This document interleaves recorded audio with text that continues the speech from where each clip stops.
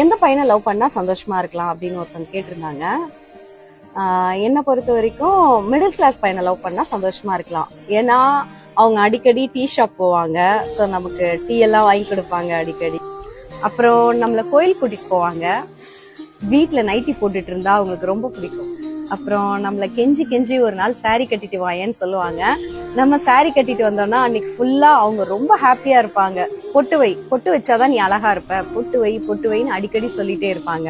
அவங்களுக்கு பெருசா மேக்கப் எல்லாம் பிடிக்காது. நம்ம மேக்கப் போடலனாலும் நம்ம அவங்களுக்கு கண்ணுக்கு தேவதை மாதிரி தெரியும்.